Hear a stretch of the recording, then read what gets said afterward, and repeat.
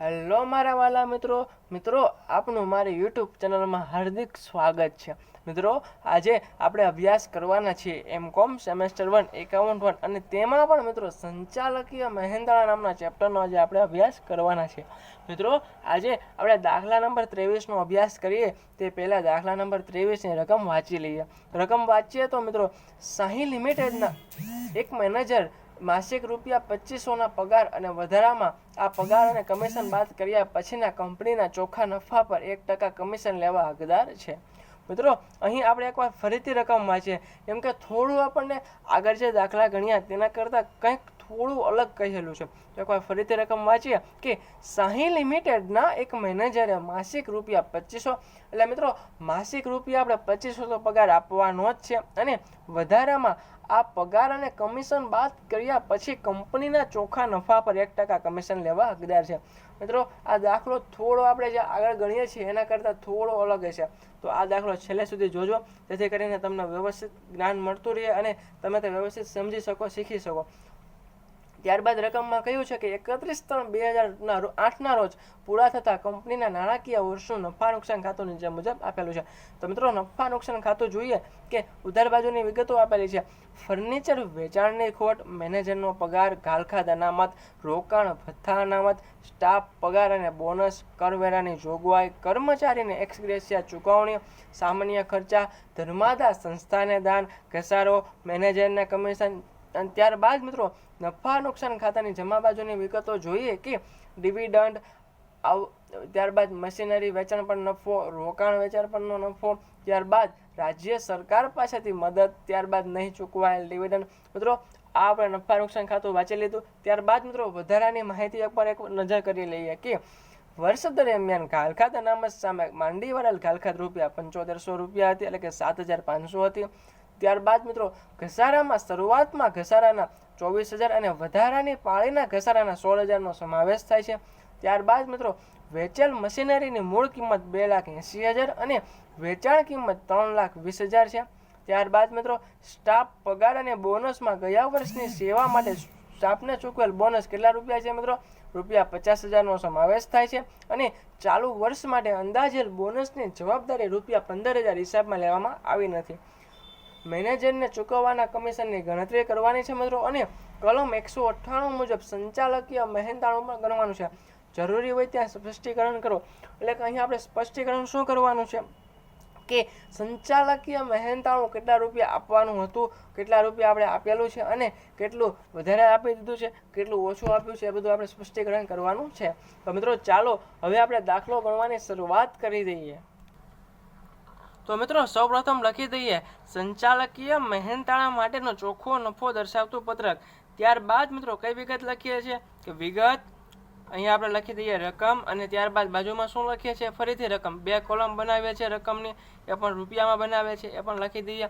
ત્યારબાદ મિત્રો તમને ખ્યાલ છે સૌપ્રથમ કઈ વિગત લખીએ છીએ કે નફા નુકસાન ખાતા મુજબ ચોખ્ખો નફો, નફા નુકસાન ખાતા મુજબનો ચોખ્ખો નફો કેટલા રૂપિયા છે મિત્રો? ચાલો રકમમાં જોઈએ કે નફા નુકસાન ખાતા મુજબ ચોખ્ખો નફો 1,40,000 છે, એ આપણે આઉટર કોલમમાં લખી દઈએ 1,40,000।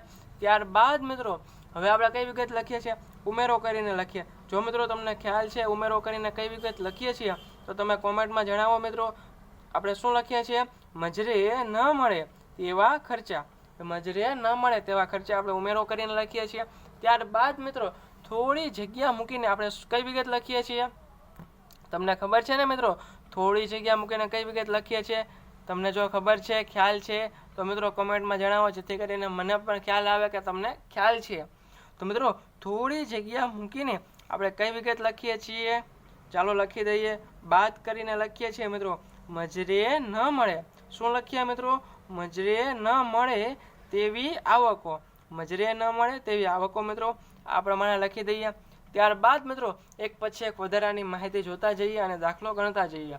મિત્રો સૌપ્રથમ વધારાની માહિતીમાં એટલે કે હવાલામાં કહ્યું છે કે વર્ષ દરમિયાન ઘાલખાદ અનામત સામે માંડી વાળેલ ઘાલખાદ ₹7,500 હતી।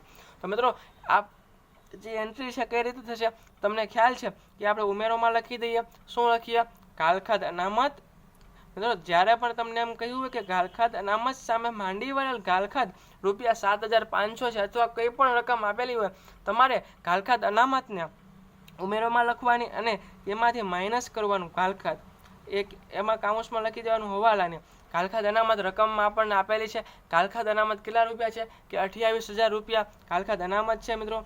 ત્યારબાદ એ 28,000માંથી ઘાલખાદ હવાલામાં કેટલા રૂપિયા કહી છે કે 7,500, તો 28,000માંથી 7,500 માઇનસ કરી દઈએ મિત્રો કે ઘાલખાદ અનામત માઇનસ ઘાલખાદ કેટલા રૂપિયા છે 7,500, તો મિત્રો 20,500 આવ્યા એ બહારની ઇનર કોલમમાં લખી દઈએ મિત્રો.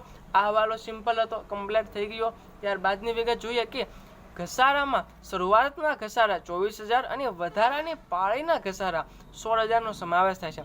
મિત્રો જ્યારે પણ તમને આ રીતે કહ્યું હોય ત્યારે તમારે એક વસ્તુ યાદ રાખવાની, શરૂઆતનો ઘસારો આપેલો હોય ને કે આમાં તમને કહ્યું છે ઘસારામાં શરૂઆતનો ઘસારો, તો મિત્રો એ આપણે પહેલા ઉમેરોમાં લખી દેવાનો કે શરૂઆતનો ઘસારો ને કેટલા રૂપિયા આપેલો છે મિત્રો કે 24,000. મિત્રો 24,000 રૂપિયા આપેલો છે શરૂઆતનો ઘસારો, એ આપણે ઉમેરોમાં લખી દેવાનો.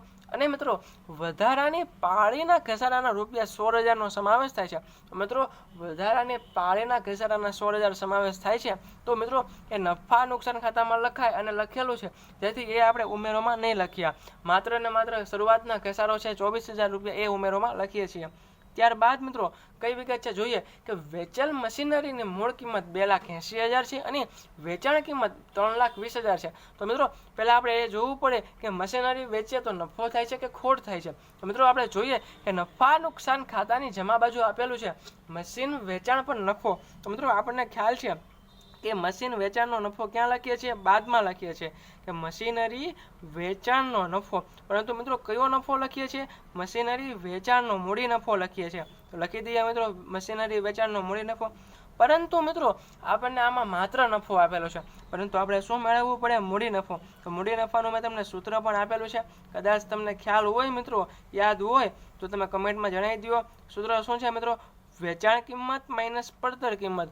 વેચાણ કિંમત જો મિત્રો આપણને હવાલામાં આપેલી છે કે 3,20,000 છે, અને આ દાખલામાં મિત્રો એ સરળતા છે કે વેચાણ કિંમત પણ આપી દીધી છે અને પડતર કિંમત એટલે કે મૂળ કિંમત પણ આપી દીધી છે. તો લખી દઈએ 3,20,000 માઇનસ 2,80,000 રૂપિયા.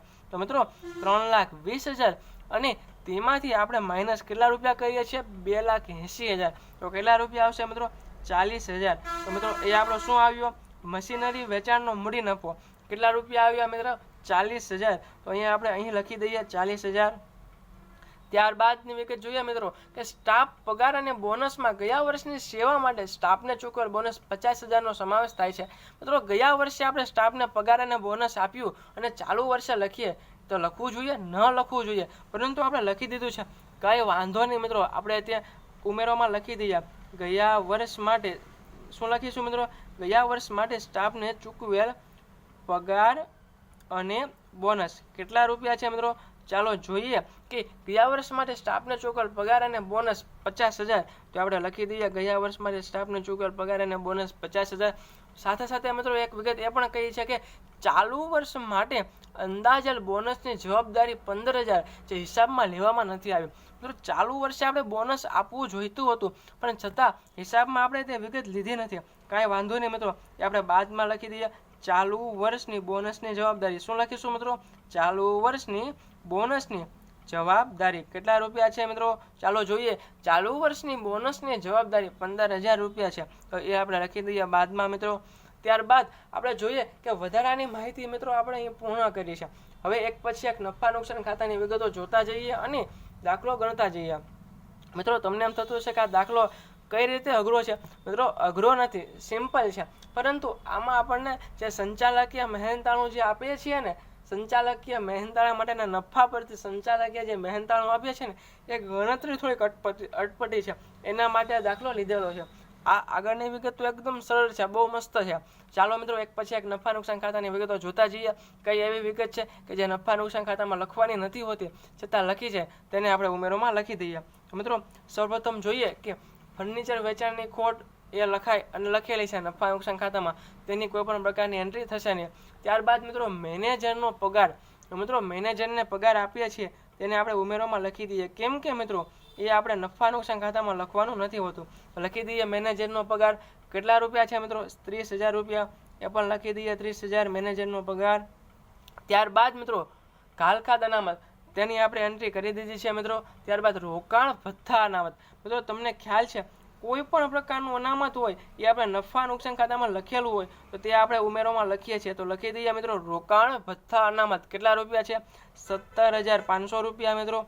ત્યારબાદ મિત્રો જોઈએ કે સ્ટાફ પગાર અને બોનસ. મિત્રો સ્ટાફ પગાર અને બોનસ એ આપણે લખવાનું નથી હોતું, મતલબ કે ઉમેરોમાં ન આવે, નફા નુકસાન ખાતામાં લખેલું છે, તેથી એની કોઈ પણ પ્રકારની એન્ટ્રી થશે નહીં. ત્યારબાદ મિત્રો કઈ વિગત આપેલી છે? કરવેરાની જોગવાઈ. મિત્રો કરવેરાની જોગવાઈ છે એ આપણે સરટેક્સ બાદ કરવાની છે, પરંતુ અહીંયા આપણને સરટેક્સ કહ્યો નથી, એટલે કરવેરાની જોગવાઈ જેટલા રૂપિયા આપવામાં આવી છે એટલા રૂપિયા લખી દઈએ. તો કરવેરાની જોગવાઈ લખી દઈએ ઉમેરોમાં. કરવેરાની જોગવાઈ કેટલા રૂપિયા છે? 80,000 રૂપિયા. ઓકે મિત્રો. ત્યારબાદ કઈ વિગત છે મિત્રો કે કર્મચારીને એક્સગ્રેશિયા ચૂકવણી. તમને મિત્રો ખ્યાલ જ છે કર્મચારીને આપણે એક્સગ્રેશિયા ચૂકવણી કરીએ છીએ. કઈ ચૂકવણી કરીએ છીએ મિત્રો? એક્સગ્રેશિયા ચૂકવણી. તેને આપણે ઉમેરોમાં લખીએ છીએ. તો લખી દઈએ કર્મચારીને એક્સગ્રેશિયા ચૂકવણી કેટલા રૂપિયા? 9,500 રૂપિયા મિત્રો. ત્યારબાદ મિત્રો કઈ વિગત છે? સામાન્ય ખર્ચા. તો મિત્રો સામાન્ય ખર્ચા નફા નુકસાન ખાતામાં લખેલા છે, જેથી એની કોઈ પણ પ્રકારની એન્ટ્રી આપણે અહીં કરવાના નથી. ત્યારબાદ મિત્રો ધર્માદાન સંસ્થાને દાન, એ તો નફા નુકસાન ખાતામાં લખાય. ઘસારાની વિગત મિત્રો જો અહીંયા આપણને એમ કહ્યું હોય કે માન્ય ઘસારો અહીંયા આપણે 1,20,000 આપેલો છે, પરંતુ એમ કહ્યું હોય કે માન્ય ઘસારો 1,50,000 છે, તો મિત્રો ઘસારાને આપણે ઉમેરોમાં લખીએ અને અમાન્ય ઘસારો કરીને ઉમેરોમાં લખીએ, અને માન્ય ઘસારો આપેલો હોય તો તે આપણે બાદમાં લખીએ, પરંતુ એવું કશું આપણને કહ્યું નથી, તેથી એની કોઈ પણ પ્રકારની એન્ટ્રી થશે નહીં મિત્રો. ત્યારબાદ છે મેનેજરને કમિશન. મિત્રો મેનેજરને કમિશન આપેલું છે તો એ આપણે ઉમેરોમાં લખી દઈએ. કેમ કે નફા નુકસાન ખાતામાં કેમ ન લખાય? કેમ કે આપણે અહીં મેનેજરને કમિશન આપવાની ગણતરી કરીએ છીએ, જેથી આપણે મેનેજરને કમિશન લખેલું છે તેને આપણે ઉમેરોમાં લખી દઈએ 1,500 રૂપિયા મિત્રો. ત્યારબાદ કઈ વિગત બાકી છે? ના મિત્રો. હવે આપણે નફા નુકસાન ખાતાની જમા બાજુની વિગતો જોઈએ કે ડિવિડન્ડ. મિત્રો ડિવિડન્ડ આવે, પરંતુ એમાં કાઉન્સમાં કહ્યું છે કે મૂળ સ્થાને કપાયેલા આવકવેરો કેટલા? 8,000 રૂપિયા. પરંતુ મિત્રો એ આપણે ન લખવાનું હોય, છતાં આપણે લખી દઈએ છીએ, તેને આપણે ઉમેરોમાં લખી દઈએ કે ડિવિડન્ડ પર મૂળ સ્થાને કપાયેલ આવકવેરો. શું લખીએ મિત્રો? ડિવિડન્ડ પર મૂળ સ્થાને કપાયેલ આવકવેરો કેટલા રૂપિયા છે મિત્રો? કે જોઈએ કે 8,000 રૂપિયા. ઓકે મિત્રો. લગભગ મિત્રો મોસ્ટ ઓફ આપણે જે ઉમેરોમાં વિગત લખવાની હોય છે એ લખાઈ ગઈ છે. હવે આપણે ત્યારબાદની નેક્સ્ટ વિગત જોઈએ કે મશીનરી વેચાણ પર નફો. તો મિત્રો આપણે જો મશીનરી વેચાણનો મૂડી નફો લખી દીધો છે. ઓકે. રોકાણ વેચાણ પર નફો. મિત્રો રોકાણ વેચાણ પર નફો છે એ આપણે ડાયરેક્ટ રોકાણ વેચાણનો મૂડી નફો નહીં આવે, પરંતુ મિત્રો રોકાણ વેચાણનો ડાયરેક્ટ નફો જ લખી દેવાનો છે. તો લખી દઈએ બાદમાં રોકાણ વેચાણનો નફો કેટલા રૂપિયા છે મિત્રો? 15,000 રૂપિયા.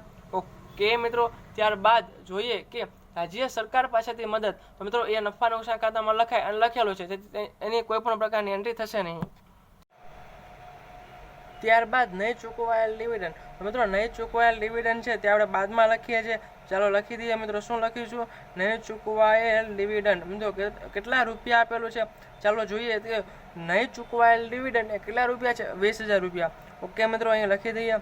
તો મિત્રો આપણે લગભગ બધી જ વિગત એવી આવી ગઈ છે કે જે નફા નુકસાન ખાતામાં નથી લખવાની હોતી છતાં લખી છે, તેને આપણે આ પત્રકમાં લખી દીધી છે.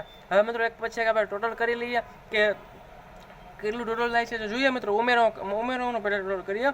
20,500. ત્યારબાદ મિત્રો 24,000, 50,000, 30,000, 17,500, 80,000, 9,500 પ્લસ 1,500 પ્લસ 8,000. તો મિત્રો આપણે ઉમેરોનું ટોટલ કેટલા રૂપિયા થશે? 2,41,000. અને મિત્રો હવે આપણે બાદનું ટોટલ કરીએ તો 40,000 પ્લસ 15,000 પ્લસ 15,000 પ્લસ 20,000, એટલે મિત્રો બાદનું ટોટલ થશે કેટલા રૂપિયા? 90,000 રૂપિયા.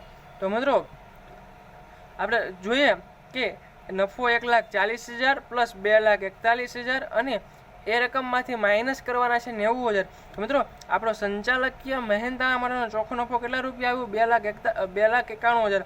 ત્યાં લખી દેવાનું મિત્રો સંચાલકીય મહેનતાણા માટેનો ચોખ્ખો નફો.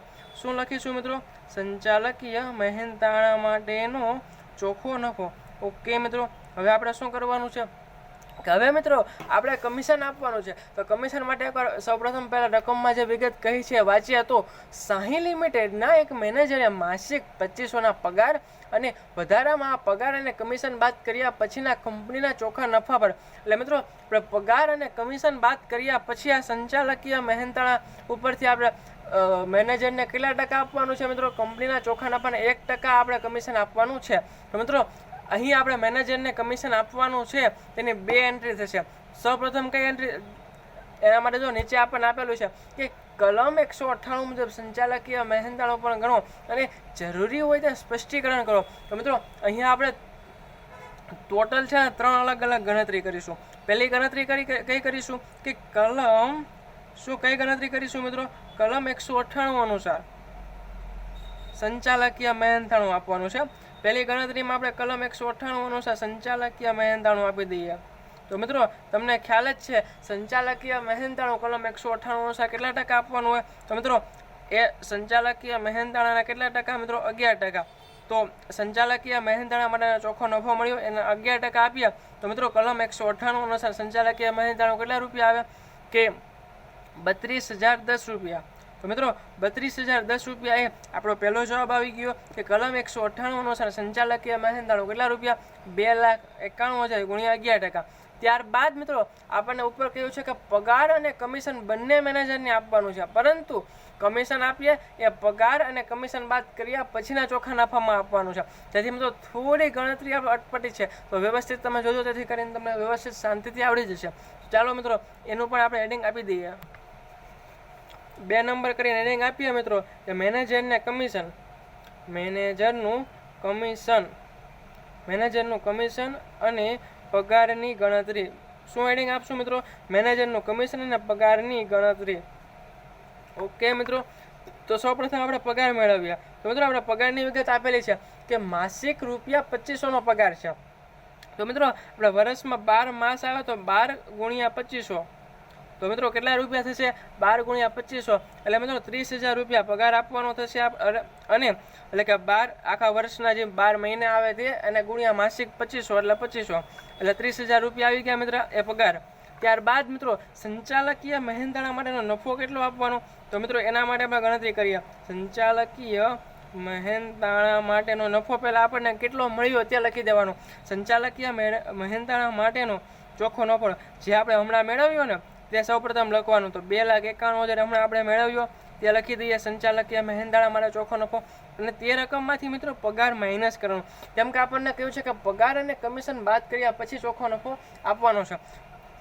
મતલબ પગાર અને કમિશન બાદ કર્યા પછીના ચોખ્ખા નફા પર કમિશન આપવાનું છે. તેથી આપણે મિત્રો સંચાલકીય મહેનતાણા માટે ચોખ્ખો નફો જે 2,91,000 છે અને તેમાંથી આજે પગાર મેળવ્યો 30,000 રૂપિયા એ માઇનસ કરી દઈએ. તો મિત્રો 2,91,000 માઇનસ 30,000 એટલે મિત્રો 2,61,000 રૂપિયા આવ્યા. તો મિત્રો આ કઈ રકમ કહેવાશે? ચૂકવવા પાત્ર નફો. કયો? શું ચૂકવવા પાત્ર? કે ચૂકવવા પાત્ર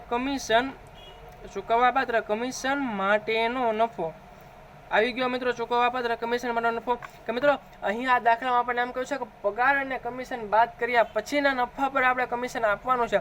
તેથી સૌપ્રથમ પગાર મેળવ્યો અને આ પગારમાંથી એ પગારને આપણે સંચાલકીય મહેનતાણા માટેના ચોખ્ખા નફામાંથી માઇનસ કર્યો. હવે આ જે નફો આવ્યો એના ઉપર આપણે કમિશન આપવાનું છે. તો લખી દઈએ મિત્રો કમિશન કેટલા ટકા છે?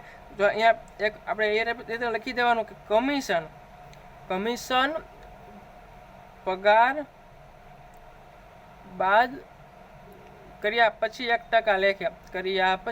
કમિશન પગાર બાદ કર્યા પછી 1% લેખે. એટલે આપણને ખ્યાલ આવી જાય મિત્રો. અને કઈ રીતે આપવાનું? 2,61,000 ગુણ્યા મિત્રો 1% અને ભાગ્યા 100 પ્લસ 1%. એટલે ડાયરેક્ટ લખી દઉં છું 101. તો મિત્રો 2,61,000 ગુણ્યા 1 ભાગ્યા 101 એટલે કેટલા રૂપિયા થશે? 2,584 રૂપિયા. તો મિત્રો આપણે કમિશન કેટલા રૂપિયા આપવાનું છે? 2,584 રૂપિયા. એકવાર મિત્રો કેલ્સીમાં કરી લઈએ, કદાચ કોઈ મિસ્ટેક નથી રહી જતી ને. તો મિત્રો રેડી જવાબ આવી ગયો છે 2,584 રૂપિયા. ત્યારબાદ મિત્રો હવે આપણે કુલ મહેનતાણું મેળવવાનું છે. તો મિત્રો તમને એમ થતું હશે કે કુલ મહેનતાણું કેવી રીતે મેળવવાનું? તો મિત્રો આપણે એ પણ જોઈએ. તો સૌપ્રથમ આપણે લખી દેવાનું કુલ મહેનતાણું. શું લખવાનું મિત્રો? કુલ મહેનતાણું. અને મિત્રો કાઉન્સમાં લખી દેવાનું પગાર પગાર અને પ્લસ કમિશન, કેમ કે મિત્રો અહીંયા આપણે પગાર પણ આપીએ છીએ અને કમિશન પણ આપીએ છીએ, એટલે કુલ મહેનતાણામાં પગાર અને કમિશન બંનેનો સમાવેશ થાય છે. તો મિત્રો આપણે પગાર અને કમિશન જોઈએ તો 2584 અને તેમાં પ્લસ કરીએ કેટલા રૂપિયા 30,000. તો મિત્રો 30,000 પ્લસ 2584 એટલે કેટલા રૂપિયા થશે 32,584 રૂપિયા. અને એમાંથી મિત્રો આપણે માઇનસ કરવાનું શું ચૂકવેલું મહેનતાણું.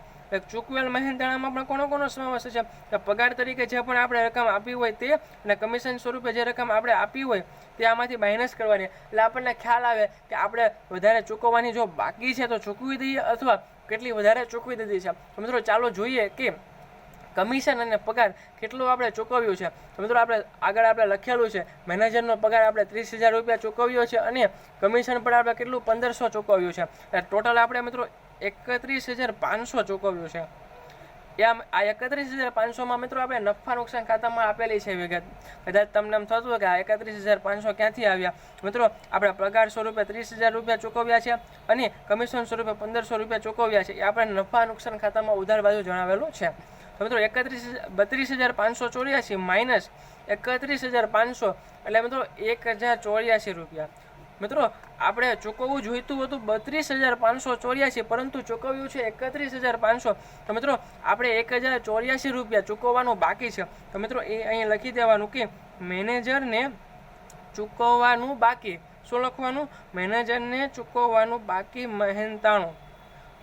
એટલે મિત્રો આપણે હજી મેનેજરને 1,084 રૂપિયા આપવાના છે. મિત્રો અહીંયા આપણે દાખલો પૂર્ણ થયો, પરંતુ મિત્રો હજી એક વિગત બાકી રહી ગઈ છે કે આપણને રકમમાં એકદમ છેલ્લી લાઈનમાં કીધું છે કે જરૂરી હોય ત્યાં સ્પષ્ટીકરણ કરો. તો મિત્રો અહીંયા આપણે આ પ્રમાણે લખવું પડશે. જે રીતે આમ લખું છું ને એ પ્રમાણે તમારે લખી દેવાનું, કેમ કે અહીંયા આપણને કહ્યું છે કે જરૂરી હોય ત્યાં સ્પષ્ટીકરણ કરો એટલે લખી દેવાનું. મિત્રો કંપની ધારા મુજબ શું લખવાનું મિત્રો કંપની ધારા મુજબ શું લખવાનું ચાલો જોઈ લઈએ કે જો કે કંપની ધારા મુજબ શું લખવાનું મિત્રો જો કે કંપની ધારા મુજબ. આ પ્રમાણે મિત્રો કમ્પ્લેટ તમારે યાદ રાખવાનું થશે. મિત્રો કંપની ધારા મુજબ કંપનીના મિત્રો પેન પૂરી થઈ ગઈ હતી. મિત્રો કંપની ધારા મુજબ શું લખવાનું કંપની ધારા મુજબ કંપનીના એક મેનેજરને શું લખવાનું મિત્રો કંપની ધારા મુજબ કંપનીના એક મેનેજરને વધુમાં વધુ કેટલા ટકા કમિશન અપાય મિત્રો તમને ખ્યાલ છે તો કોમેન્ટમાં જણાવી દો. મિત્રો વધુમાં વધુ 5% કમિશન આપી શકાય. મિત્રો વધુમાં વધુ 5% કમિશન આપી શકાય. કેટલા ટકા મિત્રો 5% કમિશન આપી શકાય. તેથી મહેનતાણું કેટલા રૂપિયા આપવાનું થાય મિત્રો તેથી મહેનતાણું કેટલા રૂપિયા આપણે આપવાનું થશે તો જોઈએ મિત્રો કે 2,91,000 સંચાલકીય મહેનતાણા માટેનો ચોખ્ખો નફો ગુણ્યા 5%.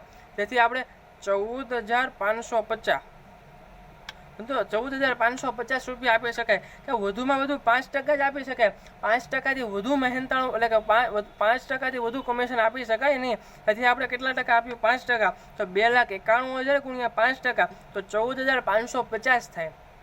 પરંતુ મિત્રો સાથે લખવાનું કે જે પૈકી શું લખવાનું મિત્રો જે પૈકી ચૂકવેલ પગાર અને કમિશન લખી દેવાનું મિત્રો વ્યવસ્થિત કે જે પૈકી ચૂકવેલ પગાર અને કમિશન પેટે ચૂકવેલ રકમ શું લખવાનું પગાર અને કમિશન પેટે ચૂકવેલ રકમ કેટલા રૂપિયા છે 31,500 આપણે ચૂકવ્યા છે. મિત્રો જે પૈકી શું લખવાનું જે પૈકી અને કામોસમાં લખી દેવાનું 31,500 માઇનસ 14,500.